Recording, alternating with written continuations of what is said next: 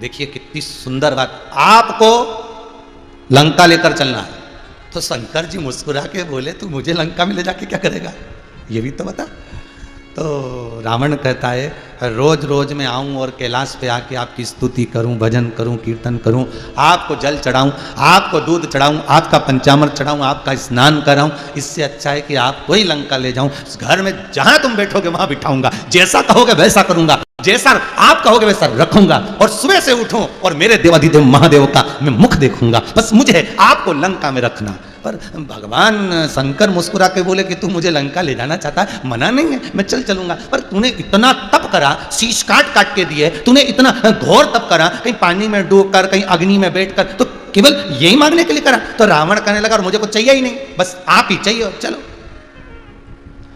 शंकर जी बोले चलने को तो चलूं, पर जो पास में बैठी उससे तो पूछ ले। भाई पूछना भी तो जरूरी है। और गृहस्थ आश्रम के अंतर्गत जब लड़का और लड़की की शादी होती है, ब्राह्मण वचन दिलवाता है, तो उसमें एक वचन होता है कि आप जो भी निर्णय लोगे उसमें मुझसे जरूर बात शेयर करोगे। ये निर्णय था। लड़का लड़की का जब संबंध होता है तब वो आप कुछ अगर कोई बड़ा निर्णय ले रहे हो तो मुझे जरूर बताना, आपके माता पिता को बताओ, आपके भाई बंधु को बताओ, पर मुझसे मत छुपाना, मुझे तो आज भी लड़का लड़की का जो संबंध होता है उसमें एक वचन ही है। तो शिव करे मैं जाने को तैयार हूं, पर पार्वती से पूछो, और आपके साथ में चलने को तैयार बैठा हूं, बिल्कुल चलूंगा आपके साथ में, और लंका चलूंगा, जरूर चलूंगा। अब फिर पार्वती जी के सामने लंकाधिपति रावण सम्मुख में खड़ा हुआ, और लंकाधिपति रावण ने मां जगतजननी जगदम्बा को देखकर प्रणाम कर कर कहा, मां आपको भी मेरे साथ चलना है। पार्वती जी बोली पहले ये बता कि ले जाना क्यों चाहता है। तो रावण के शब्द सुनिएगा साहब, रावण संहिता कहती है, लंकाधिपति रावण कहता है माता पिता को इसलिए लेकर जा रहा हूं कि मैं तो आपका दर्शन कर लेता हूं, पर लंका में रहने वाले और भी आपका दर्शन कर सके, और भी दर्शन कर सके। ये कथा सोमानी परिवार सूरत गुजरात से बैठकर करा रहा है। ये सोमानी परिवार इस कथा को चाहता तो लॉकडाउन में अपने घर में भी करा सकता था, क्योंकि वहां भी कौन आता, घर के उनके सदस्य 4, 5, 6, 8 जो भी हैं, बस वो सदस्य, और वो सब सदस्य रहते 8, 15 जो भी सदस्य होंगे, या उनके घर के 8 लोग, 10 लोग, 15 लोग, और ये संगीतकार, ये टीवी चैनल, और हम।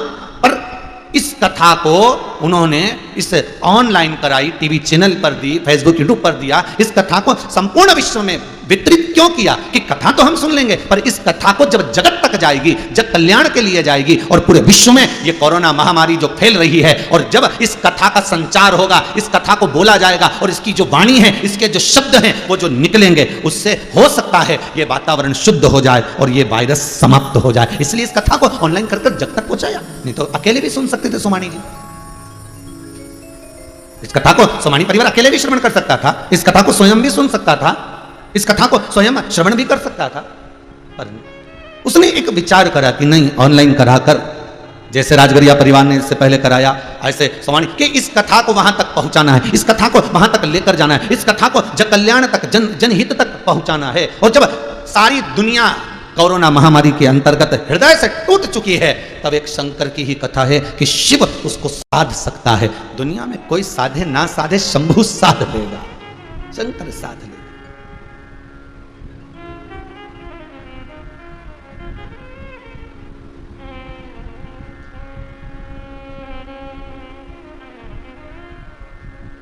कल बालक पूछ रहा था, गुरुदेव मेरे साथ ही ऐसा क्यों होता कि गाड़ी लेके चला और कहीं ना कहीं थोड़ा ना थोड़ा उसमें कुछ हुआ। तो बाबा से कह देना, विश्वनाथ से कह देना, आटे में नमक, जब माँ रोटी बनाती है तो थोड़ा सा नमक डालती है, डालती क्यों है कि स्वाद आएगा, और माँ इतना सारा नमक डाल दे तो कोई रोटी खा सकेगा क्या? नहीं, भगवान से कह देना, बड़ी कृपा कर रखी है भोलेनाथ, हो सकता है कोई मेरा ग्रह ऐसा बन रहा होगा जिसमें मेरे कुछ दुख के, कुछ एक्सीडेंट आदि के ग्रह होंगे, पर तेरी कृपा है, आटे में नमक के बराबर धीरे धीरे मेरे उस ग्रह को तू काटता रहता, तेरी कृपा है ये, तेरी करुणा है ये। वो धीरे धीरे स्लो तो कहीं ना कहीं उस जो ग्रह आ रहा है, जो काल आ रहा है, उसको मेरा महाकाल धीरे धीरे कर कर उस ग्रह को काट रहा। तो उसको धन्यवाद देना, जैसे आटे में नमक डले और स्वाद आए तो ऐसा चल जाएगा, थोड़ा थोड़ा थोड़ा थोड़ा चल जाएगा, पर ज्यादा नहीं।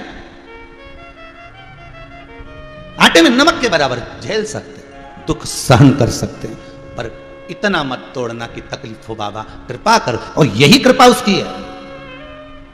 अगर थोड़ा बहुत तकलीफ आ रही है तो बाबा को धन्यवाद देना, ठीक है बाबा बड़ी कृपा, आपने प्रसाद दे दिया, बहुत कृपा करिए, संभलने का मौका दिया है, संभलने का मौका दिया। ये बाबा की कृपा है, ये बाबा की उदारता है।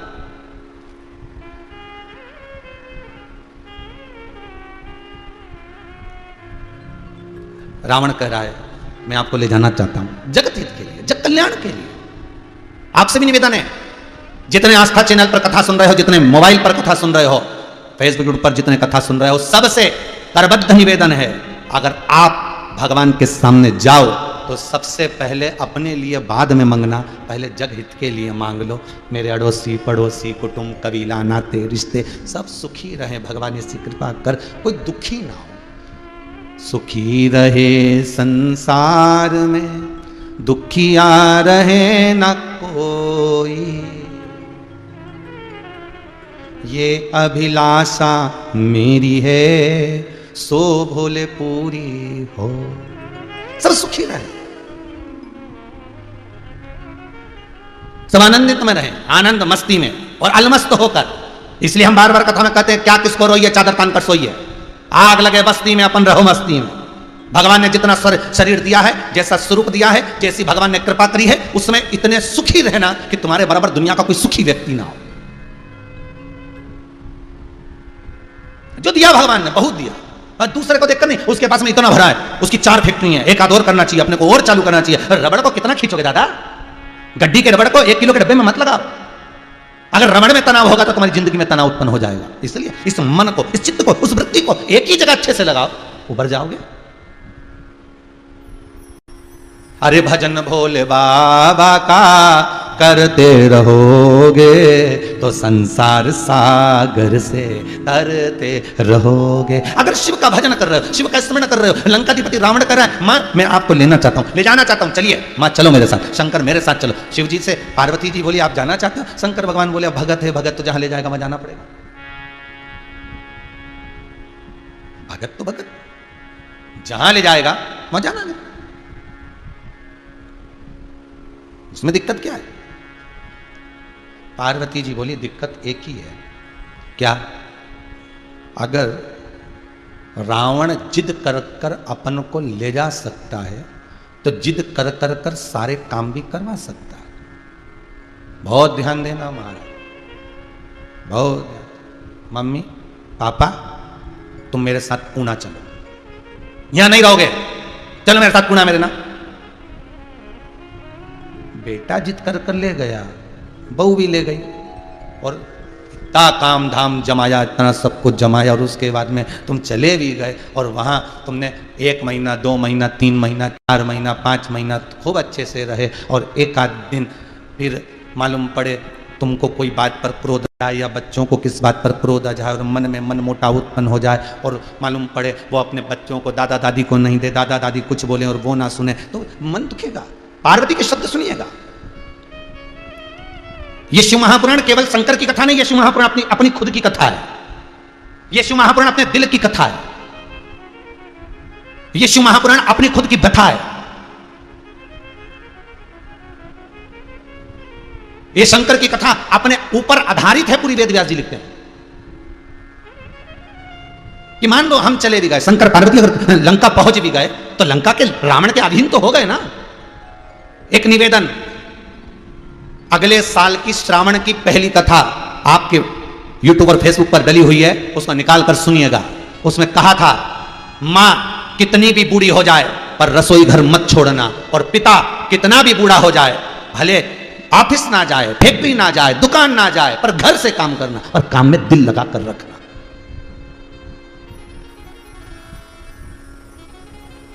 कितने भी बूढ़ी हो जाओ, रसोई घर मत छोड़ना। एक बार बहू बहुत अच्छी है, भोजन बनाएगी, बेटे बहुत अच्छे हैं, साधन करेंगे, सब कुछ होगा, पर अपने मन से एक बार रसोई घर में जरूर जाओ, और बेटा ला मैं दूध तपा देती हूं, तुम दोनों भोजन कर लो, तुम तीनों बैठ जाओ, तुम आप यहां बैठ जाओ, बैठो बेटा मैं कर देती हूँ, लाओ बेटा कोई काम है, बच्चों का टिफिन मैं बना देती हूँ, तुम तैयार हो कर बच्चों को। ये माँ का एक आनंद, एक सम्मुखता है कि वो पहुंचे रसोई घर में, कितनी भी बूढ़ी हो जाए, सब कितना भी बुजुर्ग बना जाए, भले बहू ना कहे, कि मम्मी आज आपने दाल अच्छी बनाई है, पर बहू का दिल जरूर कहता है कि मम्मी ने आज ये चीज अच्छी बनाई है, क्योंकि आज सबने अच्छे से खाई। बहू के मन में आ गया कि आज ये सामान अच्छा बना, क्योंकि सबने अच्छे से खाया, तो बहू को समझ में आ गया, भले वो ना बोल रही हो पर उसकी चित्तवृत्ति नहीं रहेगा, सम्मान जरूर रहे, आदर जरूर। तो निवेदन है, शंकर और पार्वती की कथा कह रही है, संपूर्ण विश्व इस कथा को सुन रहा है, संपूर्ण विश्व कथा को सुन रहा है और इस कथा के रस तत्व को ग्रहण कर रहा है।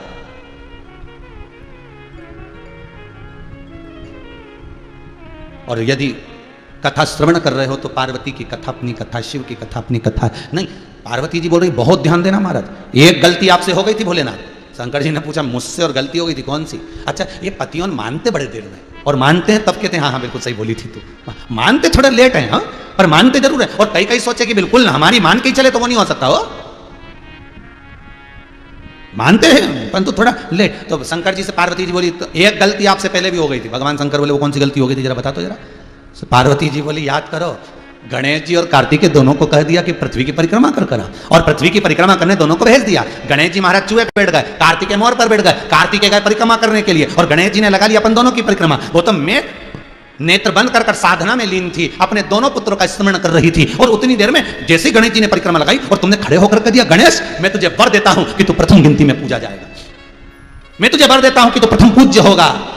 पार्वती जी बोली गलती नहीं हुई थी आपसे, कार्तिकेय पृथ्वी की परिक्रमा करने गया था, गणेश ने अपन दोनों की परिक्रमा लगाई थी, और गणेश जी ने कहा था आप ही में पृथ्वी, आप ही में आकाश, आप ही में तलातल पताल, सब कुछ आप में है, इसलिए मैंने आपकी लगाई। तो बेटे ने, कार्तिकेय ने आपकी बात सुनकर पृथ्वी की परिक्रमा करी, उसने गलत किया क्या? नहीं, आपके वचन को रखा, और गणेश ने अपनी बुद्धि का परिचय देकर यही परिक्रमा लगा ली, और आपने उसे पर दे दिया। मुझे यह श्रेष्ठ नहीं लगा, याद करो भोलेनाथ, ये मुझे श्रेष्ठ नहीं लगा, इसलिए मैंने वर मांगा था आपसे कि आज के बाद शंकर की कभी परिक्रमा ना हो, क्योंकि एक परिक्रमा इतनी भारी पड़ गई थी, इतनी भारी पड़ गई थी कि एक को वर मिल गया और दूसरा मौन होकर श्रीशैलम पर मल्लिकार्जुन के रूप में बैठ गया। ये मल्लिकार्जुन श्रीशैलम पर भगवान बैठे, क्यों बैठे? बस कारण यही, कार्तिकेय रूट के चले गए तो वहां जाके बैठ गए, माता पिता मनाने गए उनको, रोज चलो नहीं आए, मेरे को नहीं था। कोई ऐसी गलती हमारे जीवन में ना हो। शंकर जी की परिक्रमा क्यों नहीं होती? क्योंकि पार्वती ने वर मांगा था आज के बाद आपकी कोई परिक्रमा ना करे, अगर परिक्रमा करेगा तो जितना उसने पुण्य करा है वो छिन्न हो जाएगा। इसलिए शंकर अगर आपकी परिक्रमा हो तो आदि हो, पूर्ण परिक्रमा नहीं। ये बार मुझे तो मैं एक बार गलती हो गई, बार बार ना हो प्रभु। अपन चले भी गए और जाने के बाद अगर मान लो पहुंचने के बाद उसने, रावण ने कुछ मांगा और नहीं देंगे तो अच्छा नहीं लगेगा। अगर अपने को पूना ले गए और पूना ले जाने के बाद बहुओं ने कहा लाओ जरा वाला बीज वाला प्लेट हमारे नाम कर दो, अब उसने तो 2-4 दिन रोटी वोटी खिलाई और तुमको देना पड़ेगा, तो रावण जो मांगेगा फिर देना पड़ेगा। शंकर जी बोले तेरे बराबर कोई चतुर नहीं हो सकता। पार्वती जी बोली वही तो हम कहे, पहले हमसे तो पूछ लिया करो, थोड़ा बहुत तो कम से कम पत्नी से पूछो, ज्यादा नहीं पूछो तो थोड़ा बहुत तो पूछो। अब क्या करा जाए? मैंने रावण को वर दे दिया कि मैं तेरे साथ लंका चलूंगा। अब क्या करें? पार्वती जी बोली आप शिवलिंग की आकृति में आ जाओ, रावण के साथ जाओ, पर रावण को कह देना मैं चल तो रहा हूं, जहां पर तूने मुझे भूमि पर रख दिया जाऊंगा नहीं, वहीं रह जाऊंगा। रावण से बस इतना कह दो तो क्या रावण मान जाएगा? इतने में पार्वती जी बोली मैं रावण के नस नस को जानूं, इतना अहंकार भरा है, वो यूं ही कहेगा तुमसे कि मुझसे तुम नहीं उठोगे, जब मैंने कैलाश पर्वत उठा लिया तो तुम्हें उठाने में क्या दिक्कत? अब फिर देखो तुम तो चालू हो जाओ, बोल दो एक बार। जिस व्यक्ति को अहंकार रहता है ना उसके सामने बस इतना कह दो तुमसे इतना नहीं बने, कैसे नहीं बनेगा? आप भी करो, देखो 2 मिनट में करके लाती हूं, और वो जाए हो वो तुरंत करके आ जाए, बस चढ़ाना ही तो था। और रावण को चढ़ाने का जो क्रम था, बस चढ़ा दिया रावण को, और रावण को चढ़ाया। और शंकर जी ने कहा सुन लंकेश, लंकाधिपति रावण, मैं तेरे साथ लंका जाने को तैयार हूं, पर शर्त एक है। क्या? कि मुझे ले जाते अगर तूने बीच मार्ग में कहीं रख दिया तो मैं फिर चलूंगा नहीं, उठूंगा नहीं। रावण बोला प्रभु आप मुझसे नहीं उठोगे? भगवान बोले तो चल, तो पक्का चल। और जो लेके चले तो शंकर भगवान जाने से पहले पार्वती से बोले अगर ये ले गया तो? पार्वती जी बोली मैं भी तुम्हारी ही अर्धांगिनी हूं, चिंता मत करो। बीच रास्ते में, क्योंकि मैं जगदम्बा हूं, मैं जगदम्बा, और जगदम्बा शास्त्र कहता है शास्त्र वर्णन कर रहा। ये मांस, क्या चीज? मांस। ये मांस, ये रक्त, शरीर में जितना मांस और रक्त शरीर के अंदर रहता है वो माता की देन होता है। किसकी देन है? माता की। और शरीर में जितनी हड्डियां होती हैं और पेशियां होती हैं ये पिता की देन होती है। वो पिता की देन। मांस, रक्त ये मां का दिया है, हड्डी और पैसी ये पिता की देन। अगर मैं माता हूं और मैं जगदंबा हूं, इसके शरीर में रक्त बनकर अगर मैं संचरित हो रही हूं तो इसको बीच मार्ग में चलते चलते रक्त का प्रभाव इतना कर दूंगी कि इसको लघु शंका लगेगी। लघु शंका लगेगी तो पत्थर शिवलिंग नीचे रखेगा तो फिर आगे तुम्हारी मर्जी, उठना ही मत। बस अब इतना तो मैं कर रही हूं, आगे तो तुम्हें देखना पड़ेगा ना, साधना तो पड़ेगा। इतना काम बस मैंने कर दिया, बहुत इतना, अब आगे तुम करो। शिव जी बोले ठीक है, और शंकर चल दिया। फिर शंकर जी जाते जाते पार्वती से बोले आ जाना। पार्वती जी बोले तुम चलो तो, और चलते चलते चलते चलते और चितवन में पहुंचे और वहां रावण को लघु शंका लगी तो उसने भगवान शिव को भूमि पर रखा और रखा तो फिर उठाया आकर तो उठा नहीं। रावण ने मन में सोचा उठ नहीं रहा, उठाया फिर उठा नहीं। आखिरी में रावण जान गया कि ये जाने वाले नहीं है, मैं ही फंस गया बीच में, मैंने गलती कर दी जो ऐसा बोल दिया। हाँ चलेगा, अगर तो ये तो गड़बड़ी हो गई। रावण ने सोचा अगर ये मेरे यहाँ नहीं जाएंगे तो मैं कहीं नहीं रहने दूंगा, इन्हें जमीन में दबा दूंगा। और रावण ने अपना अंगूठा लगाया और अंगूठा लगाकर रावण ने शिवलिंग को जमीन में धसाया। वो भूमि में शिवलिंग धस गया। थोड़ा सा भाग, मात्र 4, 8 और ये 3 उंगल, बस इसको मिला लो, इतना बड़ा शिवलिंग ऊपर रह गया, बाकी का सब जमीन में धस गया। और जिस अंगूठे से दबाया था इसलिए शिवलिंग पर आज भी अंगूठे का निशान। वही इस भारत की भूमि का वैद्यनाथ भगवान है, वही इस भारत की भूमि का वैद्यनाथ भगवान। आज भी वैद्यनाथ भगवान के ऊपर अंगूठे का निशान है। रावण जब धकाया था पूरा शिवलिंग नीचे चला गया था, बस केवल 11 उंगल बचे उतना शिवलिंग। और फिर उसने प्रयास करा, फिर दबाता, नहीं दबा, वापिस चल दिया, वापिस। मंदोदरी ने पूछा तुम तो गए थे शंकर जी को लेने।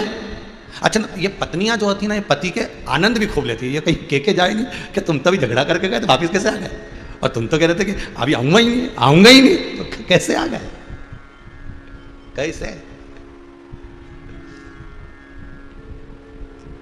एक बार कहीं कहाँ की बात है, राम जी कथा चल रही थी यहीं पर ऑनलाइन, और एक पत्नी का पति कहीं चले गया लड़ झगड़ के। अब वो रात के 10 बज गई तो उसने तुरंत समिति को फोन लगाया, गुरुजी से बात करा, गुरुजी से बात करा। बड़ी रो रही थी बेचारी, गुरुजी से बात करा। इन्होंने पूछा हुआ क्या, ये बता।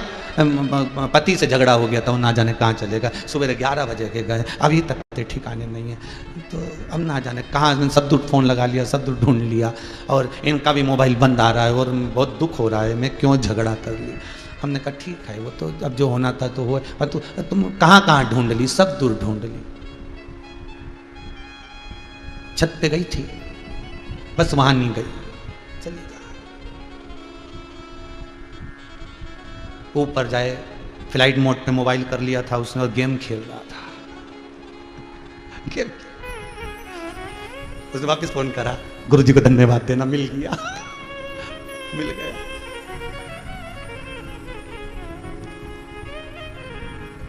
अब मंदोदरी थोड़ा सा आनंद तो लिया, मंदोदरी बड़ी प्रसन्न थी। मंदोदरी ने जैसे रावण आया ना, धन धनाते हुए, रावण जब चलता था पृथ्वी हिलती थी, कहते लंका हिलती थी रावण के चलने पर, पांव जब धरता था। तो मंदोदरी निकल के अपने जैसे कोई आता है तो बेल बजाता, तो रावण आता था तो बेल बजाने की जरूरत नहीं पड़ती, बेल खुद ही बज जाती थी, क्योंकि पांव ऐसा रखता था। और जो लंकाधिपति रावण आया और आते से मंदोदरी बाहर निकल के आ गई, और मंदोदरी बाहर निकल के आते से पूछी क्यों शंकर जी लेने गए थे, भोलेनाथ आए नहीं। रावण बोला फालतू की बात करना मत, ला रहा था। फिर विभीषण बोला ला तो रहे थे भैया, पर बीच में लग गई लघु शंका, तो कहां से आए लंकाधिपति, यहाँ भगवान भोलेनाथ। अब तो रावण को भीतर क्रोध आ गया, मंदोदरी कहकर अंदर चली गई। अच्छा, पत्नियों की आदत रहती, जो भी बोलना बोल बुला कर रसोई घर में घुस जाती, तुरंत कहा और गई, बोली और चली, वो रुकती नहीं है, बस कहे हुआ के वो जा रही वो पहुंच गई। अब मंदोदरी ने कहा तुम तो शंकर भक्त तो कहे अगर मेरे साथ नहीं आए इसलिए मैं जमीन पर उसको पताल में धक्का कर आ गया। ओ विभीषण बोले जिनको ये पताल में धक्का कर आए हैं थोड़े से शंकर जी बाहर रह गए जटा जटा। अच्छा, फिर विभीषण भैया क्या हुआ? विभीषण के विष्णु भगवान, ब्रह्मा जी, इंद्र, वरुण देव, गरुण देव, जल देव सब पूजन कर रहे हैं उनकी प्रतिष्ठा, कि रावण छोड़ गया अपने को मिल गए शंकर भगवान, प्रतिष्ठा कर, प्राण प्रतिष्ठा। पूरी दुनिया में 12 ज्योतिर्लिंग में से एक ज्योतिर्लिंग ऐसा है, बाबा बैद्यनाथ, बाबा धाम बैजनाथ जी, जिनकी प्राण प्रतिष्ठा किसी एक ने नहीं, जिनकी प्राण प्रतिष्ठा ब्रह्मा, विष्णु, इंद्र, वायुदेव, जलदेव, गरुण देव 33 कोटि देवताओं ने एक साथ मिलकर करी। 33 कोटि देवता जिसकी स्थापना करे वो बाबा बैद्यनाथ धाम, वो बाबा धाम है। सच क्या? शिव को पाना कोई सरल है क्या? शंकर को बस वाणी की शुद्धता हो, आपके हृदय की शुद्धता हो। कहते हैं वस्त्र कौन कलर का है उससे मतलब नहीं होगा, भगवान को पाने के लिए वस्त्र चेंज करने की जरूरत नहीं, मन को चेंज करना पड़े, मन बदलना पड़े, भगवान मिल जाए। और कोई कहे कि लड्डू से मिलेगा, पेड़े से मिलेगा, घी से मिलेगा, जल से मिलेगा, दूध से मिलेगा, नहीं। भगवान को पाने के लिए निर्मल मन सो मोहि पावा, मोहि छल छिद्र कपट ना भावा। मुझे ये कपट नहीं भा सकता, मुझे तो निर्मल चित्त चाहिए, निर्मल मन चाहिए। भगवान कहते मुझे बस अपना मन दे दे, अपनी वृत्ति दे दे। कोई किसी रूप में, कोई किसी रूप में पाता ही है, किसी ना किसी रूप में हम भगवान को प्राप्त कर सकते हैं। कोई आज टीवी चैनल के माध्यम से कथा चल रही है, कई जगहों में, घरों में, अगर टीवी के माध्यम से कथा नहीं पहुंच रही तो मीडिया वाले, पत्रकार बंधु अपने अपने प्रदेशों में, अपनी अपनी जगहों में, अपने अपने जिलों में अखबारों के द्वारा कथा पहुंचाना है। मतलब कथा किसी ना किसी रूप में, प्रसाद के रूप में पहुंच रही है। शिव महापुराण एक कथा पहले कही थी, इस कोरे कागज पर देखो, अखबार कंपनी भी कोरा कागज बुलाती है और उस पर न्यूज छापती है। कितनी भी अच्छी से अच्छी न्यूज छाप दो, 4 दिन के बाद उस न्यूज पेपर पे लोग समोसा खाते दिखेंगे, पोया खाते दिखेंगे, कितनी भी अच्छी न्यूज छाप लो। और वही कोरा कागज गीता प्रेस गोरखपुर भेज दो, तो वो कागज पर जब गीता प्रेस गोरखपुर में उस पर रामायण, भागवत, गीता छपेगी तो कोई उस पर समोसा खाएगा, कोई उस पर पोया खाएगा? नहीं। उसी तरह ये हमारा जीवन है, हमारी ये आत्मा, हमारा ये मन, हमारी ये वृत्ति है। इसको अगर संसार की वस्तुएं छापोगे तो ये किसी काम की नहीं, और इस पे अगर भगवान का नाम छापोगे, इस मन पर, इस चित्त पर, इस वृत्ति पर, इस मन में अगर तुम शंकर का, राम का, कृष्ण का नाम एक बार तुमने छाप दिया, इस मन में शंकर की कथा को उतार दिया, तो इसकी कीमत अपने आप बढ़ गई। इसकी कीमत अपने आप, इसको कोई बढ़ाने वाला नहीं, खुद बढ़ती है।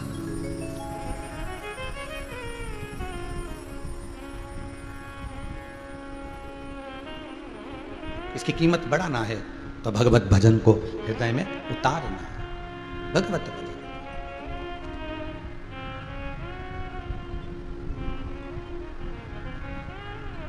हे शंभु, हे त्रिकालदर्शी, हे कैलाशी, हे शंकर, हे शंभु, दूसरा कोई है ही नहीं।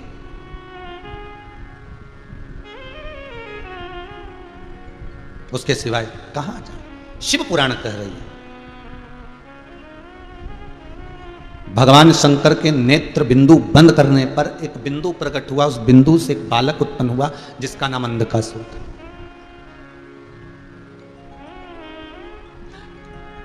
अंधकासुर अंधा नहीं था हो, नहीं तो कई लोग कह देते महाराज इसका नाम अंधकासुर रखा मतलब ये अंधा था क्या? नहीं, ये अंधा नहीं था। भगवान के नेत्र बंद करने के बाद एक बिंदु गिरा पृथ्वी पर, उससे जो प्रकट हुआ वो अंधकासुर। तो अंधकासुर अंधा नहीं था, अंधकासुर अंधा नहीं था, अंधकासुर ज्ञान से अंधा था। होता है ऐसा।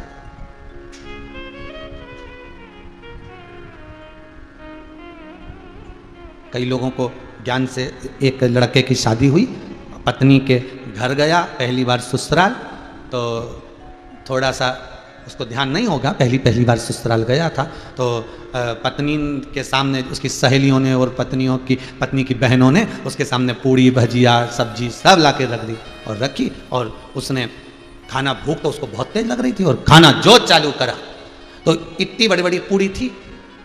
तो पति ने सोचा अभी इतनी बड़ी पूड़ी है, भूख बहुत तेज लग रही है, तो इसने पहले क्या करा कि ईमानदारी से जीने के लिए थोड़ा सावधानी से तो पूड़ी के टुकड़े कर लिए, तो उसमें से उसने एक पूड़ी में से 2 टुकड़े करो और आधा ही टुकड़ा उठाए और सब्जी समेत खा जाए। अब पत्नी को बड़ी शर्म आ रही, बताओ क्या कर रहे हैं भगवान, जैसे पहली बार खाने को मिला ससुराल में इज्जत खराब कर रहा थी। पत्नी इशारे में बनाते बनाते उसने, अब बहन खाना बना रही थी तो इशारे में तुरंत इशारा उसने 2 उंगली का करा, 2 उंगली का करा, तो पति ने देख लिया कि मतलब 2 टुकड़े मत करो, एक ही में निपटाओ। अब ज्ञान जितना होगा उतना, तो उसने एक ही पूरी भरी सब्जी में और पूरी निपटा गया। पत्नी माथा ठोक ली, भगवान। पति ने सोचा ऐसे नहीं खाना है, पहले पूरी को लेना है, माथे से ठोकना है, फिर सब्जी मिलाना, फिर खाना। तो उसने पूरी को लिया, सब्जी में भिड़ाया और माथे से ठोका, फिर खा गया।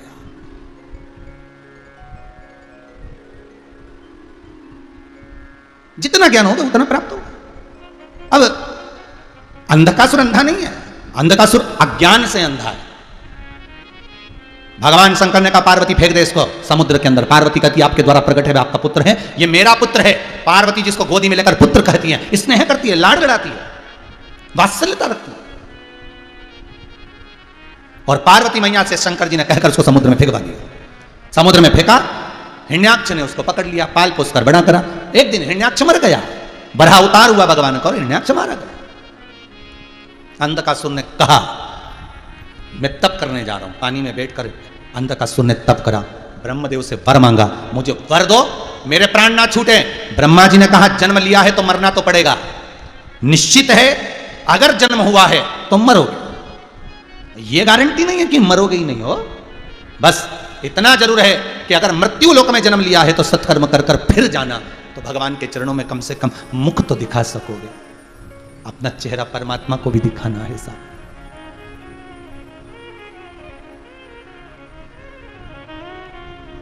दुनिया के लोग आपको आपके कपड़े से, श्रृंगार से पसंद करेंगे, संत सदगुरु आपको आपके चरित्र से, आपके हृदय से पसंद करेंगे, और परमात्मा आपको आपके दिल से, आपके भाव से, आपके मन से पसंद करेगा। उसकी पसंद करने का तरीका अलग है। वो आपका कपड़ा नहीं देखता, आपके वस्त्राभूषण नहीं देखेगा, उसको क्या करना है ये वस्त्राभूषण का, ये कपड़े का, ये दौलत का, उसको कोई मतलब, वो केवल अगर देख रहा है तो केवल आपका भाव। गया अंधकासुर ने ब्रह्मदेव से कहा मेरे प्राण ना छूटे। ब्रह्मा जी के मरना तो पड़ेगा, मरना पड़ेगा तो वर दे दो। जिस दिन मैं अपनी माता को गलत दृष्टि से देखूं उसी दिन मरूं, क्योंकि इसको मालूम था मेरी कोई मां है ही नहीं, क्योंकि मेरे पिता ने कहा तू तो पानी में बहकर आया था, मैंने तुझे पकड़ लिया, तेरी कोई माता नहीं। ओहो, बस वर मांग लिया, ब्रह्मा जी ने तथास्तु कर दिया। अब इसमें भी अकल होती तो इतना सोच लेता कि ब्रह्मा जी तथास्तु बोले मतलब माता जरूर है, पक्का है। दशरथ जी को कितनी सहानुभूति थी शांतिन मुनि के श्राप से, कितनी सहानुभूति थी दशरथ जी को। दशरथ जी के मन में जब जब दुख होता था कि मेरे घर में पुत्र नहीं है, मेरे घर में संतान नहीं, मेरे घर में औलाद नहीं, दशरथ जी दुखी होते थे। तो कौशल्या जी कहती थी दशरथ जी से, क्यों दुखी होते हो, तुमको श्राप मिला है ना कि पुत्र के वियोग में प्राण त्यागोगे, मतलब श्राप मिला है तो पुत्र तो होगा, ये पक्का, तो फिर दुख किस बात का। रावण को, दशरथ जी को सहानुभूति कौशल्या जी दिलाती थी कि श्राप लगा है तुमको कि पुत्र के वियोग में प्राण त्यागोगे, तो फिर रोते क्यों, मेरे घर में पुत्र नहीं, मेरी 3 रानियां, संतान नहीं, चिंता काय को करते हो, अगर श्राप मिला है तो पुत्र जरूर होगा, ये पक्का है, तो काय को टेंशन लेना, श्राप को पूर्ण करने के लिए पुत्र तो देना पड़ेगा भगवान को, तो फिर चिंता किस बात की, क्यों चिंता। समझदार हो तो समझदारी करता, और अंधकासुर को यह ज्ञान नहीं आया कि बताओ अगर मुझे ब्रह्मा जी ने वर दे दिया कि मरेगा, तो अगर तुम्हारी माता जी को गलत दृष्टि से देखेगा तो फिर निश्चित हुआ, आया समय। और अंधकासुर विवाह के लिए अपने दूतों को भेजा, जाओ जो सबसे सुंदर कन्या हो उससे मैं विवाह करूंगा। सबने जाकर कह दिया सुंदर तो एक ही थी, वो थी हिमालय राज की कन्या पार्वती, ऐसी सुंदर, और उसने तो विवाह कर लिया शंकर जी से। अंधकासुर ने सोचा वो बूढ़े जोगी शिव से विवाह करा, इतनी सुंदर कन्या ने, तो उसके साथ रहकर क्या करेगी, उसको मैं अपने लिए लाऊंगा। अंधकासुर गया, जो मां जगत जननी जगदम्बा बाहर बैठकर कैशों को सवारती है, कार्य करती है, और अंधकासुर ने जाते से कह दिया अरे ओ सुंदरी, मैं तुझे अपना बनाना चाहता हूं। माता की आंख से आंसू बहने लगे, मेरा पुत्र होकर मुझे गलत दृष्टि से देख रहा, गलत दृष्टि से। महाराज शिव महापुराण की कथा कहती है, दुनिया में मां एक ऐसी होती है कि बेटा छाती पर लात भी मारता है तो भी मां दुआ ही देती है, बद्दुआ नहीं देती, बद्दुआ नहीं देती।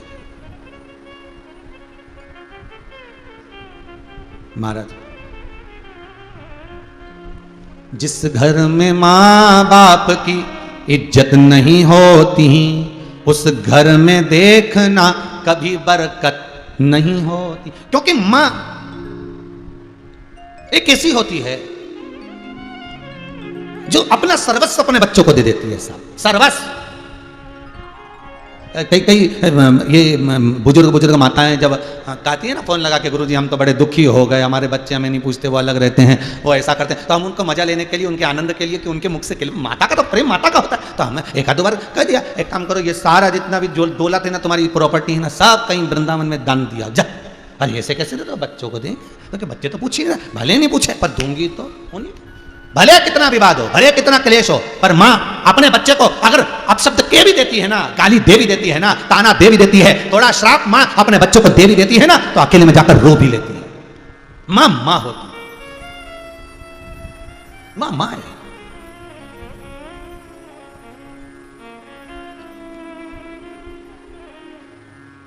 वो कहे, माई के दुधवन जैसन कहो मिठाई ना मिलई, माई के दुधवन जैसन कहो मिठाई ना मिलई, सब कुछ मिल जाता है दुनिया में माई ना मिलई, सब कुछ मिल जाता है दुनिया में माई ना मिलई। खुद गीले में सोती है तुझे सूखे सुलाती, खुद भूखी रह जाती है तुझे निवला खिलाती, माई के आशीष जैसन कहू आशीष ना मिलई, सब कुछ मिल जाता है दुनिया में माई ना मिलई। दुनिया में सब मिल सकता है, ठाट बाट संपदा दौलत धन सत्ता सब मिलेगा, पर मां नहीं। पहचान लो, जान लीजिए।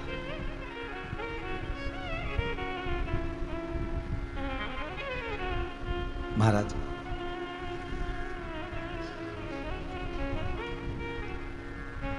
एक मैसेज पढ़ा था, शायद आपने भी पढ़ा होगा। टीचर ने अपने सारे स्टूडेंट को कहा, सारे बच्चों को कहा, कल सब स्वर्ग की मिट्टी लेकर आनी, बैकुंठ की मिट्टी लेकर आनी। सब बच्चे आ गए। टीचर ने पूछा आप लाए हो? नो। आप लाए? नहीं नहीं नहीं। एक बच्चा बैठा था, आप लाए हो? उसने पुड़िया खोली, मिट्टी दे दी। टीचर बोली तुम मुझे बेवकूफ समझते हो, मूर्ख समझते हो? अपने घर की मिट्टी भरकर लेकर आ गया और मेरे से कहता बैकुंठ की मिट्टी है। ये सब बच्चे जो बोल रहे हैं तुम्हें वो बोलना चाहिए था, और तुम मिट्टी भरकर लाए हो। बच्चा कहता है टीचर, मिस, मैडम, ये स्वर्ग की मिट्टी है। स्वर्ग गया था तू? नहीं। तो फिर मिट्टी कहां से आई? बच्चा कहता है मेरी मां के चरणों में सारी दुनिया का स्वर्ग है, उस माता के चरण की मैं मिट्टी लेकर आया हूं, तो ये स्वर्ग की ही तो मिट्टी है, ये वैकुंठ की ही तो मिट्टी है। महाराज आज अंधकासुर की बुद्धि देखो कितनी अंधी हो गई, इसलिए इसको अंधकासुर कहा गया है, बुद्धि से अंधा हो गया। बुद्धि कितनी अंधी हो गई,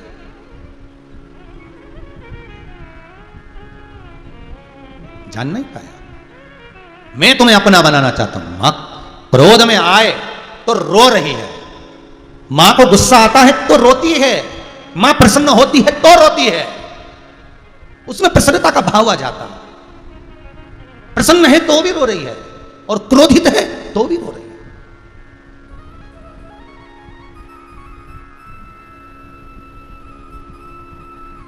सोमानी जी के यहाँ कल भाभी जी सोमानी जी के यहाँ से बोल रही थी, गुरुदेव 7 दिन कहाँ चले गए मालूम नहीं पड़ा, नैनों में जल भर रहा था। अर्थात जब बहुत प्रसन्नता भी होती है ना, कुछ मन की मनोकामना जब पूर्ण होती है ना, जब हृदय से शिव को याद किया जाता है कि ये मेरा शंकर, ये मेरा शंभू, ये त्रिकालदर्शी, ये कैलाशी ने मेरी सुन ली। और कहाँ 2023 में कथा मिल रही थी, कहाँ बाबा ने कृपा कर कर इतनी जल्दी करुणा कर दी। मतलब शंकर ने सुन लिया तो प्रसन्नता के भी नेत्र से अश्रु बह रहे थे, नेत्र अश्रु प्रसन्नता के बह रहे थे। कितनी कृपा करी होगी साहब। फिर निवेदन करूंगा, जितने कथा श्रवण कर रहे हैं उनसे भी, जितने लोग पहले करवा चुके हैं और करवा रहे हैं उनसे भी, कहीं बाबा ने कृपा करी होगी, इसलिए ये शिव महापुराण की कथा हो रही होगी। कुछ उसकी कृपा जरूर है साहब, उसकी करुणा जरूर है, उसकी दया जरूर है, बहुत कृपा।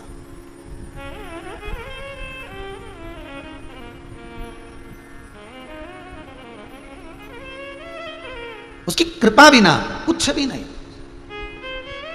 सोमानी जी इस कथा के बाद में अगली कथा जो है वो 30 तारीख से है, उसको मॉरिशस वाले करा रहे हैं ऑनलाइन। उनका शब्द केवल इतना सा था, जब आशीष जी के पास उनने बुकिंग कराई मॉरिशस से, समीर जी के पास, तो उनका शब्द एक था कि इस कथा ने जो मुझे दिया है मैं शायद भूल नहीं सकती। इसलिए अब विदेश में रहने वाले, उनका विदेशी कल्चर और मॉरिशस में रहकर कथा का रसपान करा देना।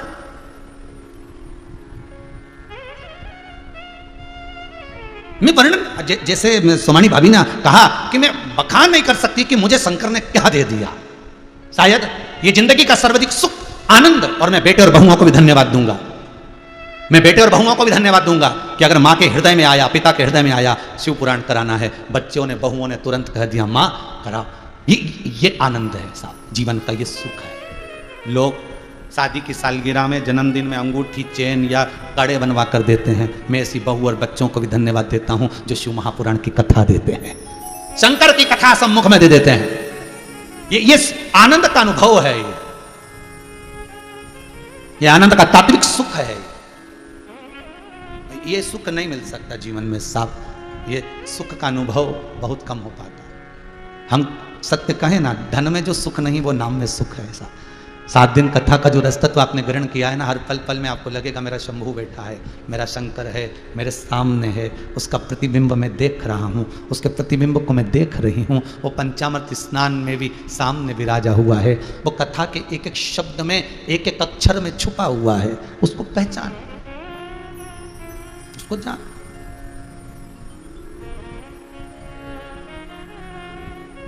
और जब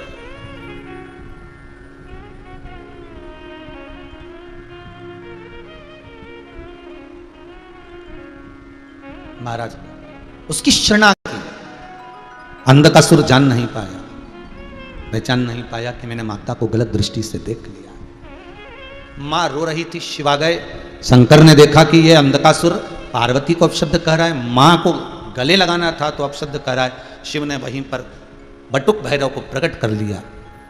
काल भैरव प्रकट करा था ब्रह्मा जी का सिर काटने के लिए, बटुक भैरव प्रकट करा था अंधकासुर का सिर काटने के लिए।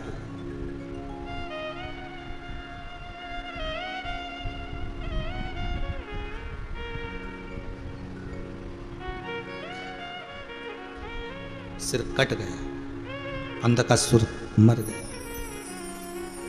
चित्तवृत्ति शिव के चरणों में छोड़ गया।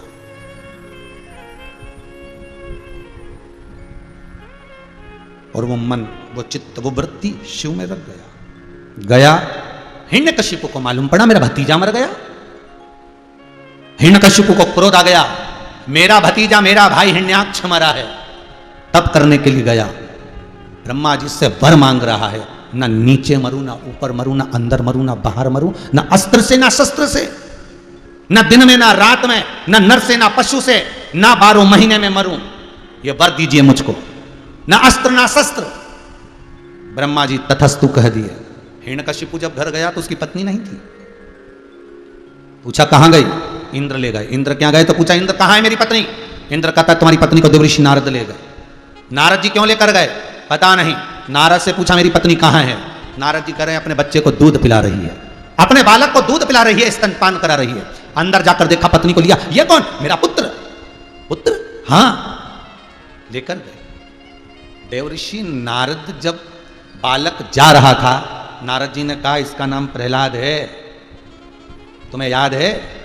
प्रहलाद है इसका नाम। लेकर जा रहे थे, नारद जी मुस्कुरा रहे थे, मैंने आज एक असुर के घर में, मैंने आज जिसके घर में भजन ही नहीं होता उसके घर में भजन को पहुंचा दिया। इसकी प्रसन्नता होना चाहिए आपको इसकी प्रसन्नता होना चाहिए। ये कई लोग छोटे छोटे शिव महापुराण के जो उपाय या शिव महापुराण की कुछ कुछ कथाएं दुनिया के लोग काट काट के अपने अपने उस मोबाइल से सबके पास में भेजते रहते हैं कि शंकर की ये कथा सुनो, शंकर का ये अनुमोदन सुनो, शिव महापुराण का ये दृष्टांत सुनो, शंकर का ये आनंद सुनो। कई लोग एक दूसरे को मोबाइल में भेजते रहते हैं कि शंकर की यह कथा का रसास्वादन करो, ये संवाद सुनो, ये कथा सुनो। अर्थात केवल वो चरित्र नहीं भेज रहे हो आप, शिव महापुराण की वो कथा नहीं भेज रहे हो आप किसी के घर में जहां भजन नहीं होता, जहां कथा नहीं होती, जहां सत्संग नहीं होता, उसके मोबाइल पर जान करके आप जो कथा भेज रहे हो, समझ लेना उसको आप थोड़ा सा भजन का एक बीज रोपित कर रहे हो, आप सत्संग का एक बीज वहां प्रकट कर रहे हो, जिससे उसके हृदय में शंकर के प्रति, भजन के प्रति, स्मरण के प्रति कुछ प्रकटता उत्पन्न हो जाए, कुछ प्रकट। सुनो तो मेरा मन कर रहा है, आप थोड़ी देर 5 मिनट कथा सुनोगे। मैं अभी आई, मैं बाथरूम जा रही हूं, तुम कथा सुन के मुझे बता देना कि कथा में आगे महाराज जी ने क्या कहा। मतलब पति को लगा गई काम से, खुद चली गई बाथरूम में, बाथरूम से आई तो रसोई घर में चली गई, उसको कथा सुनाई दे रही है और वो अपने काम में लगी, उनको लगा कर गई कि थोड़ी सी तो सुन लो, थोड़ा सा बहुत होता, बहुत छोड़ दिया काम। आते से पूछा क्या बता रहे थे? हाँ बोल रहे थे कि ऐसा ऐसा ऐसा, बस इतना तो मैंने सुन लिया था, पर बोल अच्छा रहे थे।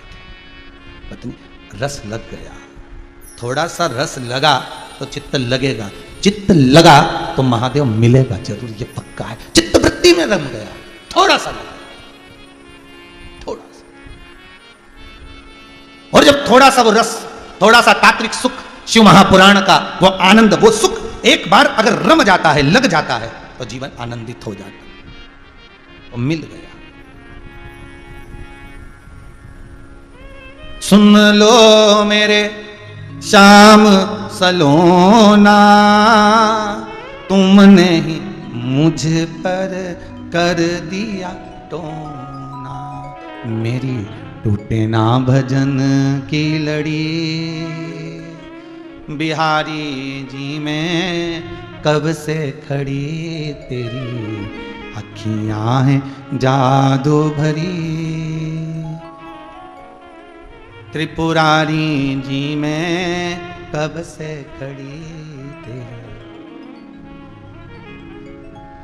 तुम सा ठाकुर और न पाया, तुमसे ही मैंने नेहा लड़ाया, नेहा लड़ाया, मेरी बिहारी जी में कब से खड़ी, अखियां तुम्ही से लड़ी, बिहारी जी में कब से खड़ी, तेरी अखियां हैं जादू भरी, त्रिपुरारी जी में कब से खड़ी।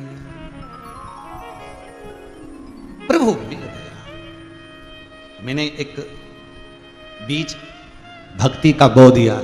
नारद जी कहते अब तो पानी डालना रह गया, पौधा अपने आप लग जाएगा, केवल पानी डालना रह गया। अब पानी कौन डालेगा? तो क्या पानी वही डालेगा जिसने, तुम तो जाते जाते जाते जाते, अभी आम का सीजन चल रहा है, अभी बेल फल का सीजन चल रहा है, बेल पत्री के फल में से बेल खाओ, उसके बीजे को निकाल कर सुखाकर रख लो, आम खाओ, आम की गुठली अपने पास में रख लो, जब गाड़ी से निकल कर जाओ, जहां जंगल मिले वहां पर गुठली फेंकते फेंकते, बीज फेंकते फेंकते जाओ, पौधा लगेगा, जल बो देगा, आओगे तभी वो पौधा कंप्लीट मिल जाएगा। तुम्हारा काम है तुम तो बीज डालो, तुम्हारा काम है तुम तो दे दो उसको, फिर पानी बो देगा। नारद जी कह रहे हैं मैंने प्रहलाद जब गर्भ में था, माता को इतना ज्ञान दिया है, प्रहलाद की माता को, हिरण्यकशिपु की पत्नी को इतना ज्ञान दिया कि इसके गर्भ से जो बालक निकला उसने आते सी भगवान के नाम का एलान करा, वो प्रहलाद हो गया, और वो जो भेजा है हिरण्यकशिपु के घर में, बस अब कुछ नहीं करना। एक आम का पौधा लग गया, सारा घर उसी को खाएगा, पक्का। थोड़ा किसी को खट्टा लगेगा कि कोई अचार डाल के खाएगा, कोई पक जाएगा तब खाएगा, पर खाए, ये पक्का। कोई मुरब्बा भी डाल ले, कोई अचार भी डाल ले। भजन का तो यही आनंद है कि कोई को भजन में आनंद आता है, किसी को दृष्टांत में आनंद आता है, किसी को कथा में आनंद आता है। ये अपनी सोच है, ये अपनी बुद्धि है, ये अपना चित्त, अपनी वृत्ति।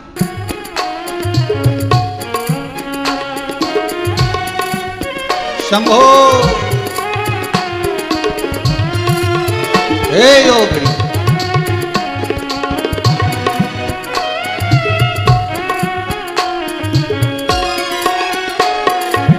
तुम्हें छोड़े सुनो भोले वाले, कोई न मीत हमारो। तुम्हें छोड़ सुनो काशी वाले, कोई न मीत हमारो।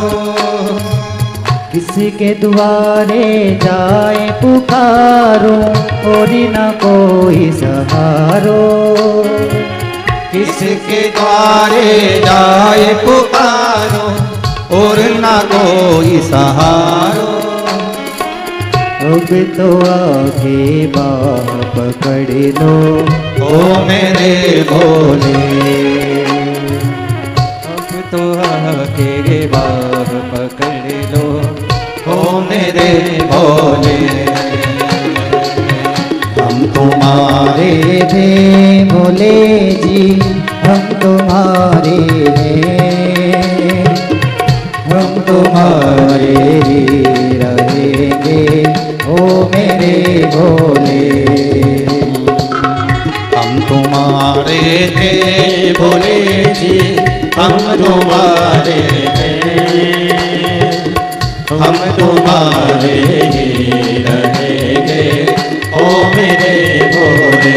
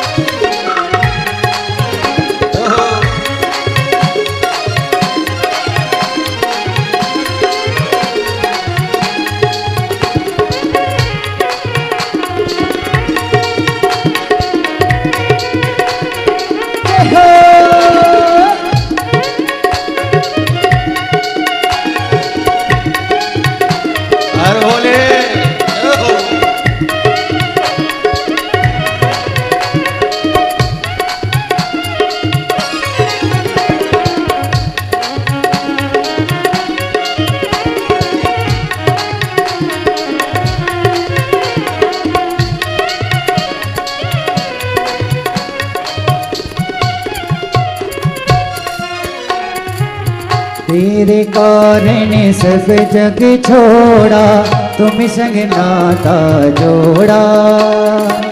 तेरे कारण सब जग छोड़ा, तुमसे नाता जोड़ा।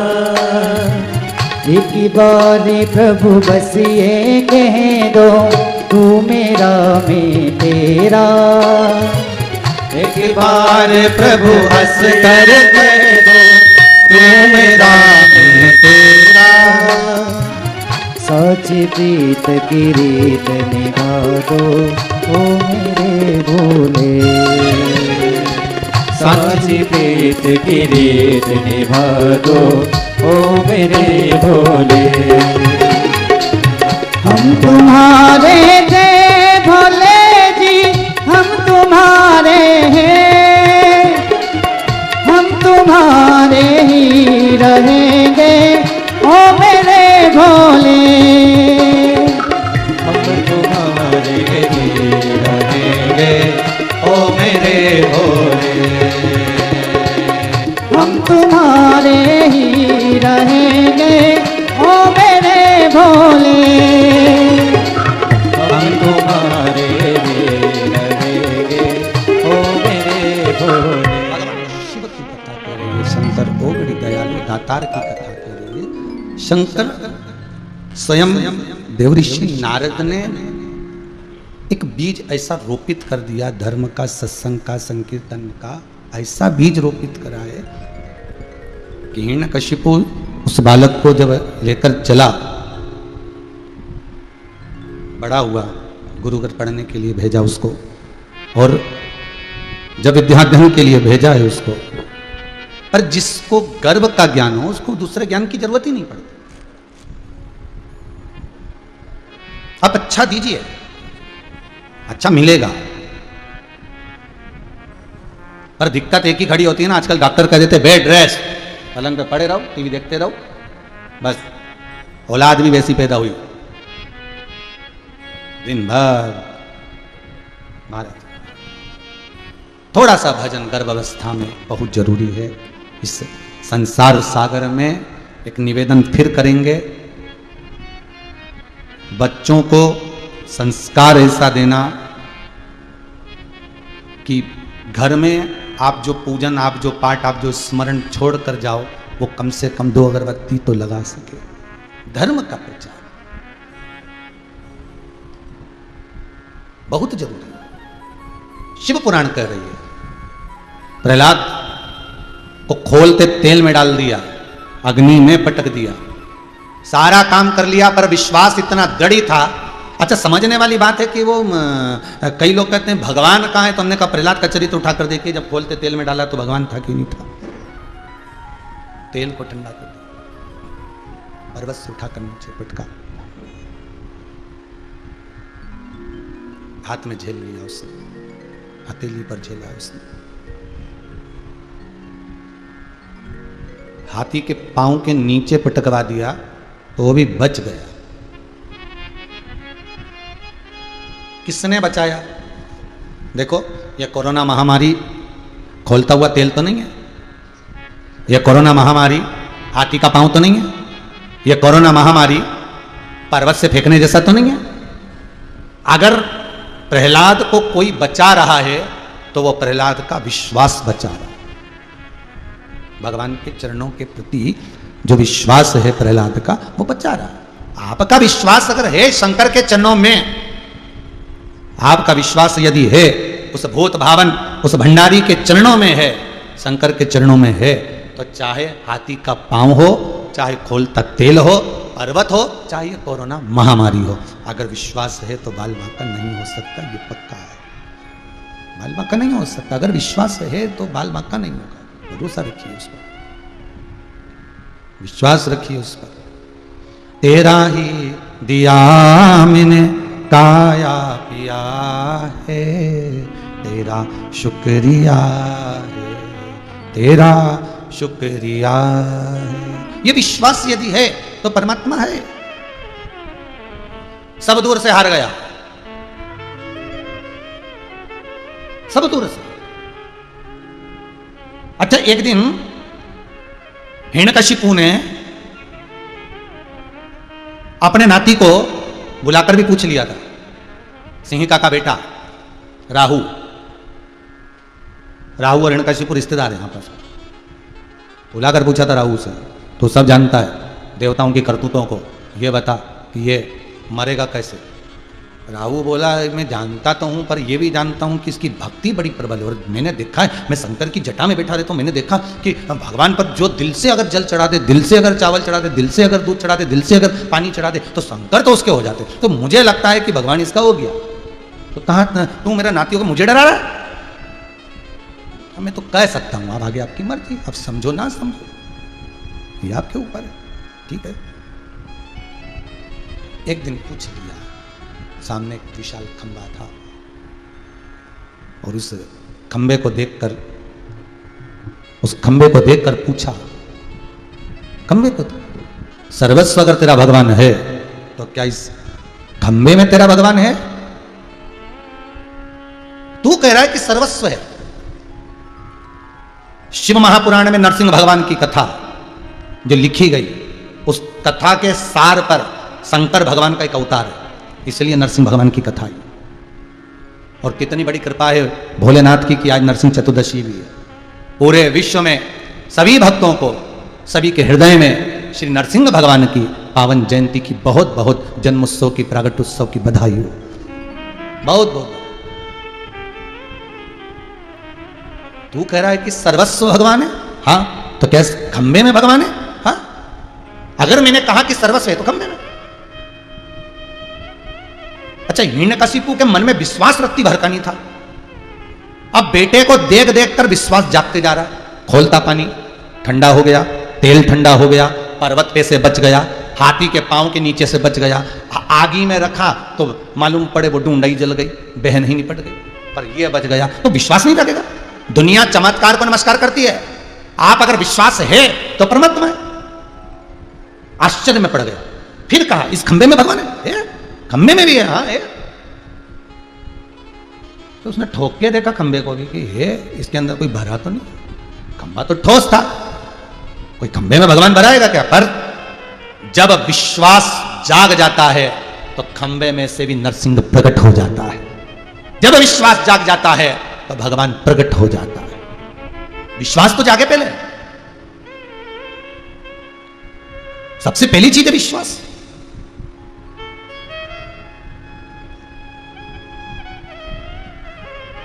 और जब विश्वास जाग गया, जब विश्वास पूर्ण हो गया, तब भगवान प्रकट हो गया।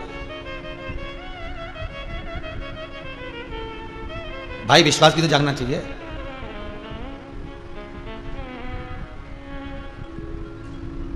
संकल्प छोड़ रहे हैं, हाथ में फूल और पानी देकर पंडित जी ने कहा परमात्मा का ध्यान करो, जिसकी पूजन कर रहे हो, शंकर जी की। पास में पत्नी बैठी है, शादी हो रही है, पूजन करने बैठे हो, हाथ में फूल और चावल है, पानी है, पंडित जी कह रहे हैं गणेश जी का ध्यान करो, पर ध्यान तो वो बाजू में जाए। फिर पंडित जी ने कहा नवग्रह देवता का ध्यान करो, फिर वो दोस्तों में जाए।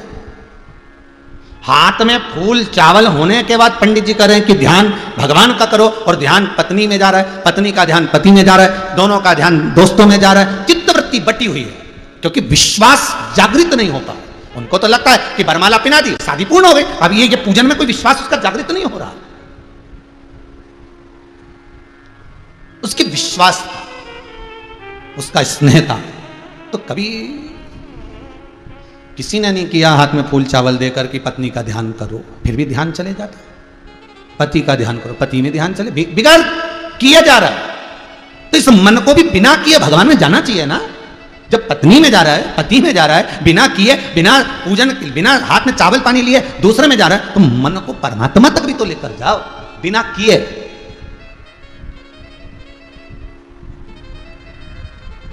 मन में ये विचार। अब आज कथा का विराम दिवस हो जाएगा, अब अगली कथा कब आएगी? 30 तारीख से। 30 तारीख से कथा आएगी। जब तक विचार कर लेना, मैं श्री शिवाय नमस्तुभ्यम का जाप करूंगा। वो भले कोई बोले चाहे ना बोले, पर मन में विश्वास ले लो,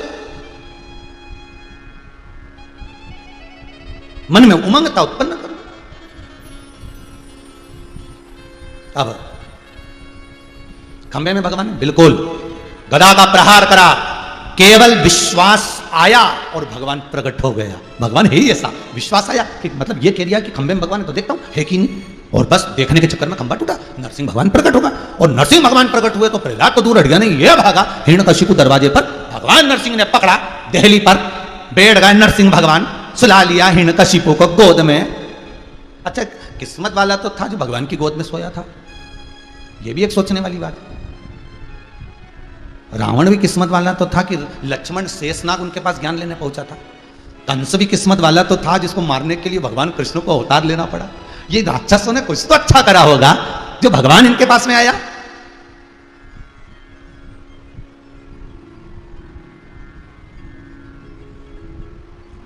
अब गोदी में हिरण्यकशिपु, देख ना नीचे मरे ना ऊपर, ना अस्त्र से ना शस्त्र से नख से फाड़ूंगा, ना दिन में ना रात में, शाम के समय पर मारूंगा। ना नर से ना पशु से नरसिंह बनकर आया, ना ही 12 महीने में मारूं, इसलिए एक अधिक कर अधिक मास में आया। आज ही नरसिंह चतुर्दशी का ही दिन था, शाम का समय था, इसलिए आज भी सास बहुओं से कहती है शाम पड़े देली पे मत बैठ, क्योंकि कभी कभी शौक चलता है। अपन बहुत दिन हो गए दुल्हन बने हुए तो दुल्हन बनने का शौक होता है, दूल्हा बने हुए बहुत दिन हो गए तो दूल्हा बनने का शौक होता है। एक आध दिन नरसिंह भगवान बनने का शौक आ गया तो भगवान ने कहा देली पे जो बैठा उसी निपटाऊंगा। इसीलिए सास बहू से कहती है देली पे शाम पड़े नहीं बैठना, एक आध दिन भगवान घूमने आ गए तो, और निपटा के चले गए तो। इसलिए विशेष ध्यान दे, शाम का समय उधर को फाड़ दिया, हाथों को निकाल लिया, गले में धारण कर लिया, देवताओं ने पुष्पों की वृष्टि करी, गंधर्व गान करे, अप्सरा नृत्य करी। बोले नरसिंह भगवान की जय। चारों तरफ नरसिंह भगवान की जय जय घोष होने लगी। इधर नरसिंह भगवान की जय घोष हो, उधर देवताओं ने भगवान लक्ष्मी जी से कहा तुम्हारे पति को बड़ा क्रोध आ रहा है, जाकर शांत करिए। लक्ष्मी जी बोली हम ही मिले थे गुस्सा शांत करने के लिए। बहुत समझदारी रखना माताओं, पति को क्रोध आए पत्नी कभी उसके सामने ना जाए, नहीं तो बेल्ट पड़ा हो तो बेल्ट और जूता पड़ा हो तो जूता, हालत खराब हो जाए ऐसा काम मत करना। लक्ष्मी जैसी समझदारी करना। प्रहलाद को आगे भेज दिया तो पति को क्रोध आए तो घर के बच्चों को आगे कर दो, जा पापा को चाय देकर, जा पिताजी को जाके नाश्ता देकर, और तुरंत क्रोध बच्चों को देखकर शांत हो जाए। पर नरसिंह भगवान का क्रोध, प्रहलाद सामने आ गया, गोदी में बिठा लिया, जिह्वा से चाट लिया और प्रहलाद नीचे भी उतर गया। ज्ञानों का उपदेश भी दे दिया नरसिंह भगवान ने, और ज्ञानों का उपदेश दिया, और उपदेश देने के बाद नरसिंह भगवान वहां से चले गए। तो इनको लगा कि क्रोध चले गया, पर जैसे ही वैकुंठ में पहुंचे भगवान नरसिंह और सिंहासन को तोड़ दिया, सामान जो रखा था उसको तोड़ दिया, लक्ष्मी जी भाग गई सीधे ब्रह्मा जी के पास। कौन ने किया था इनको ऐसा बनने के लिए? कौन ने किया था? बना रहे थे कुछ, बन गया कुछ।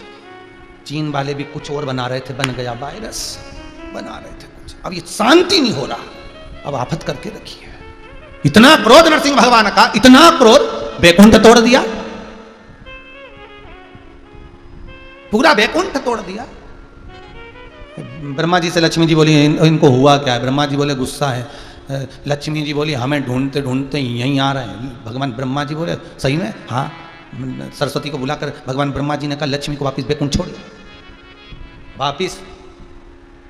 सरस्वती जी बोली हम तो जाए नहीं दादा, बीच में फाड़ देंगे, बहुत गुस्सा आ रहा है। और आए ब्रह्मलोक में, ब्रह्मलोक थर थर कांपने लगा।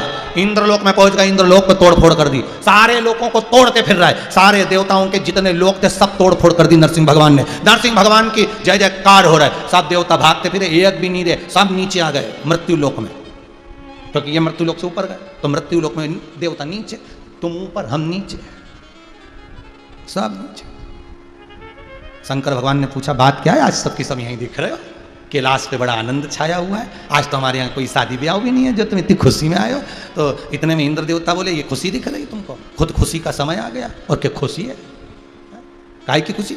यहाँ वो भगवान नरसिंह ने चारों तरफ उपद्रव मचा रखा है, चारों तरफ हाहाकार मच रहा है, चारों तरफ हाहाकार। क्या करना है बताइए? शंकर भगवान बोले गुस्सा शांत करने का एक ही तरीका है, इनको इनके घर पहुंचाना पड़ेगा। तो घर जाने के लिए क्या करा जाए आप बताओ? भगवान शंकर ने कहा मैं सरम्भ पक्षी का रूप रखूंगा, तुम सब मुझ में समा जाना, तुम्हारा बल मुझे चाहिए, तब जाकर मैं नरसिंह भगवान को उठा सकता हूं। शंकर भगवान ने सरम्भ पक्षी का रूप रखा, उड़ते उड़ते गए शंकर भगवान, नरसिंह भगवान को पंजे में पकड़ा, ले जाकर बद्रिकाश्रम में अलखनंदा नदी में पटक दिया।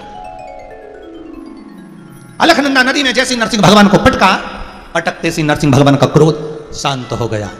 लक्ष्मी जी आई प्रभु चलो, भगवान जाने लगे, संतों ने हाथ जोड़ लिए, आप बद्रिकाश्रम छोड़कर मत जाओ।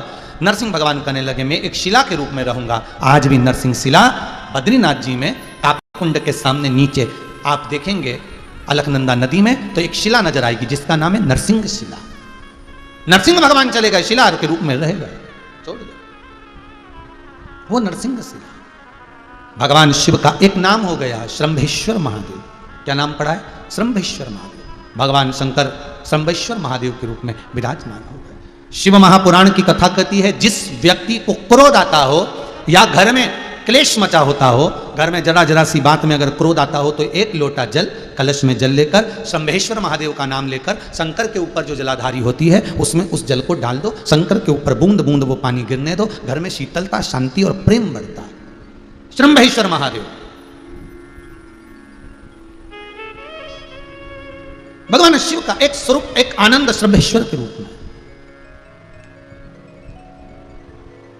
जब शंकर भगवान श्रम्भ पक्षी का रूप धारण कर लिए तब नरसिंह भगवान का जब क्रोध शांत हो गया तब लक्ष्मी जी को साथ में लेकर भगवान नारायण पहुंचे भगवान शिव के पास। बड़ा भाव से जा रहे हैं।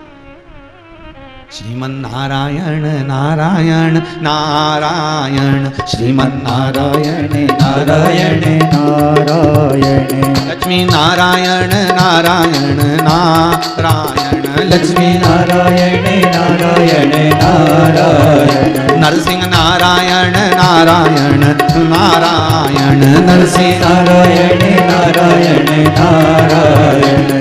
बोलो नारायण नारायण नारायण, बोलो नारायण नारायण नारायण।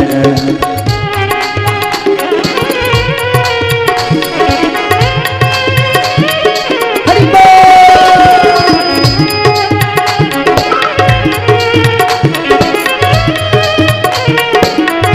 जय हो।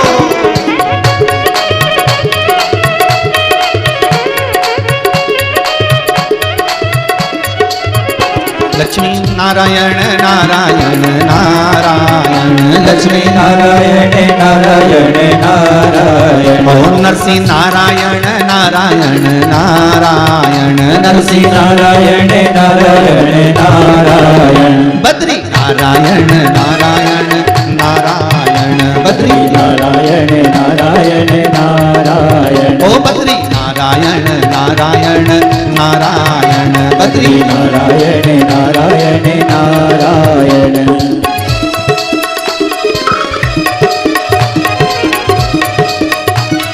हरि बोल।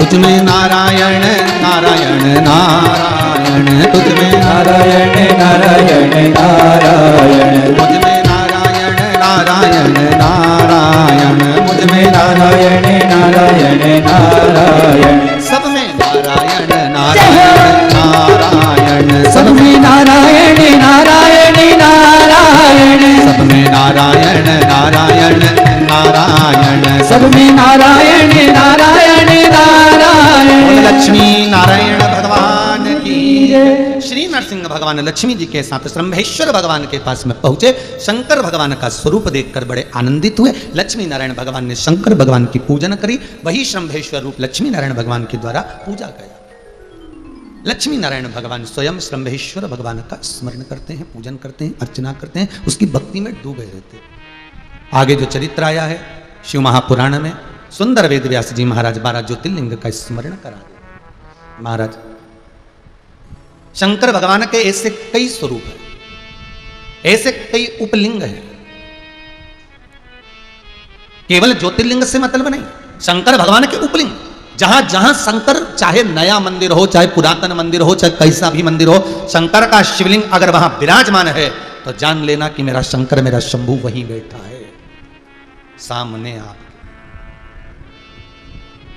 आपके सम्मुख में।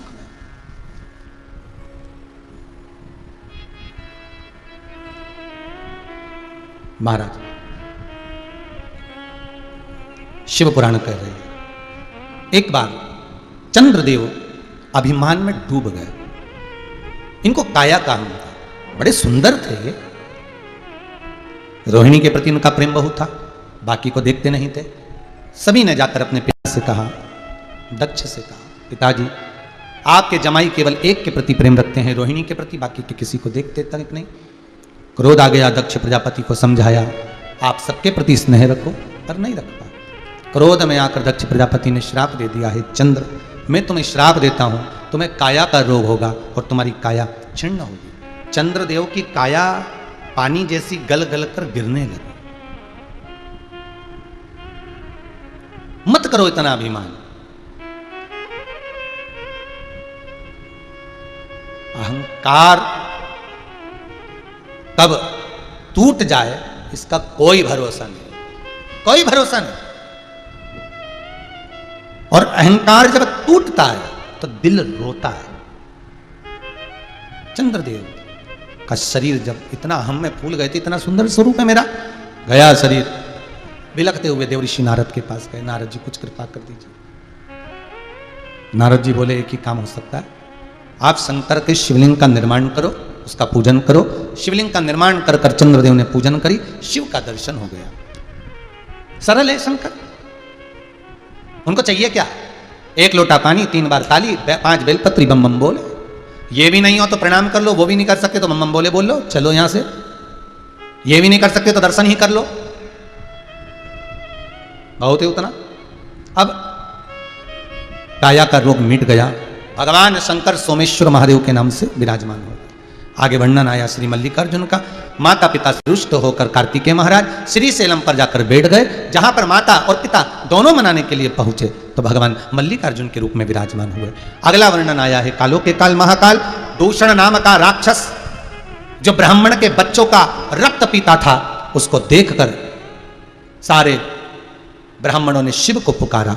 भगवान शंकर बोले मैं इसको मारने को तो मार दूं, पर इसको वर मिला है कि ये 84 रूप रख सकता, तो फिर अगर मेरी बहन छिपरिया आए, मैं जिस समय पर इसको मारूं, इसका रक्त गिरे तो छिपरिया पानी के रूप में आकर इसके रक्त को धो दे तो इसका रूप नहीं आएगा और ये मर जाएगा। छिपरिया को आने में देरी हो गई। शंकर भगवान ने दूषण नाम के राक्षस को मारा। दूषण नाम का राक्षस ने 84 रूप रख लिए। अब 84 रूपों को कैसे मारूं?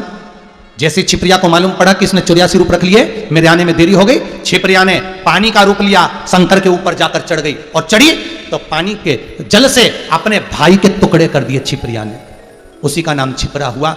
शंकर भगवान के 84 टुकड़े कर 84 रूप शंकर ने बना लिए और बनाने के बाद भगवान शंकर 84 रूप में आकर तब जाकर उस 84 रूप रखे हुए दूषण नाम के राक्षस का संहार करा।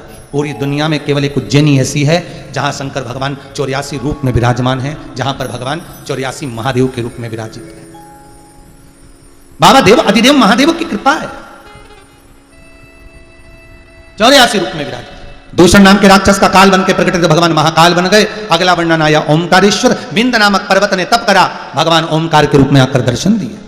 तीसरा वर्णन, अगला वर्णन है श्री केदारनाथ, नर नारायण भगवान ने तप साधना कर कर भगवान को वहां प्रकट करा। एक कथा मिलती है, भगवान जब पशुपति रूप धरे थे तब उनका गला कटकर शीश गया, नेपाल में धड़ बना तो केदार में भगवान को वही धड़ की पूजन आज भी होती है। शंकर भगवान को केदारेश्वर में सबसे ज्यादा अगर कुछ चढ़ता है तो घी चढ़ता है, केदारेश्वर में घृत वहां चढ़ाया, भगवान केदारेश्वर के रूप में विराजमान हुए। अगला वर्णन आया है भीमाशंकर, कुंभकर्ण की धर्म पत्नी करकटी, करकटी का पुत्र था भीम, जिसको मालूम पड़ा कि तेरे पिता का वध देवताओं ने करा है, देवताओं से बदला लेने के लिए सारे मंदिर देवालय तोड़ दिए थे मृत्यु लोक के।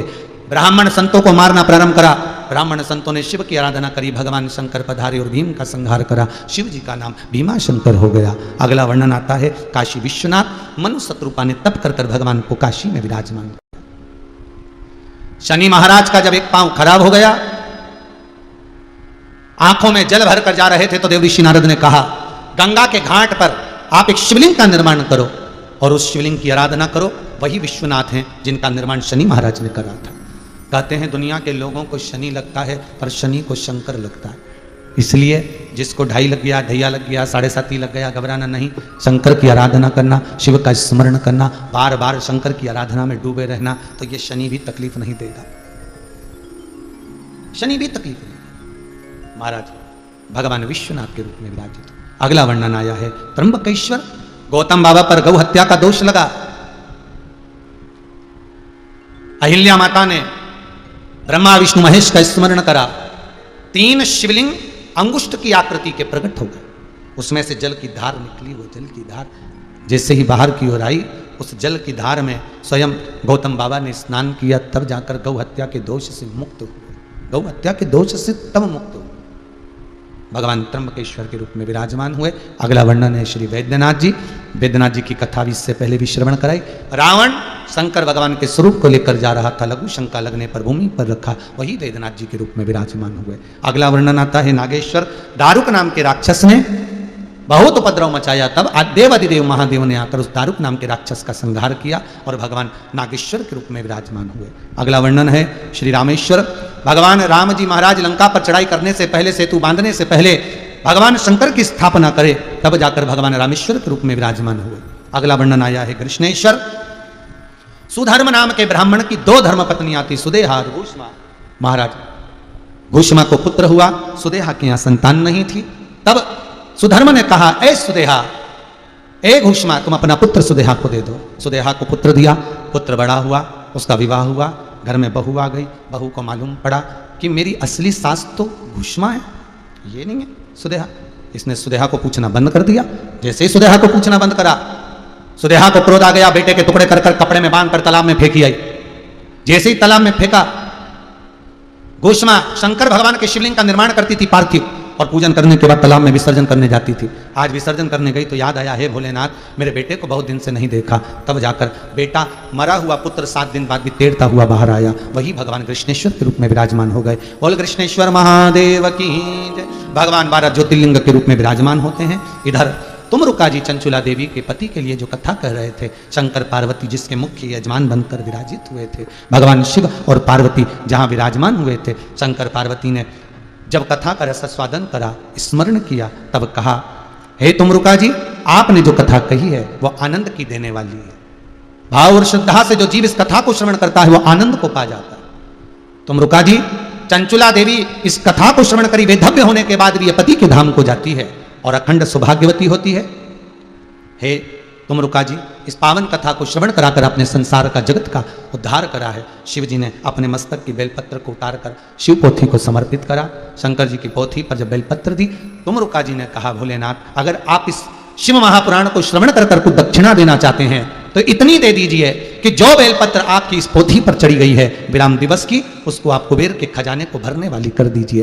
शंकर भगवान वो पोथी पर चढ़ी बेलपत्र कुबेर खजाने को देने वाली करी। शंकर भगवान ने आनंद से इस पोथी को प्रणाम कर, नमन कर, शिव कहते हैं, सुनो तुमरुका जी, संसार में कलिकाल में जो इस घोर कलयुग में शिव महापुराण की कथा को श्रवण करता है, वाचन करता है या कथा करवाता है, उसकी मनोकामना शंकर कहते हैं मैं स्वतः पूर्ण कर देता हूं। ऐसी पुण्यमय आनंदमय कथा आज विराम की ओर जा रही है। 7 दिन से इस कोरोना महामारी में अपने घर पर बैठकर आस्था चैनल के माध्यम से, फेसबुक यूट्यूब के माध्यम से अपन इस कथा का रसास्वादन कर रहे थे, श्रवण कर रहे थे। सोमानी परिवार सूरत गुजरात से इस पावन कथा को श्रवण करा रहा है। भाव भक्ति से बहुत बहुत साधुवाद सोमानी परिवार को धन्यवाद देता हूं, जो विश्व कल्याण के लिए, जग कल्याण के लिए आपने इतनी सुंदर कथा को कराकर संपूर्ण विश्व का कल्याण करवाया।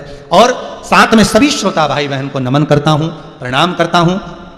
आपने इस पावन कथा को अपने घर में परिवार के साथ श्रवण करा, आपकी मनोकामना बाबा देव अधिदेव महादेव कुबेर भंडारी आपकी इस कामना को पूर्ण करे। आप भी प्रेम से श्री शिवाय नमस्तुभ्यम का स्मरण करते रहें।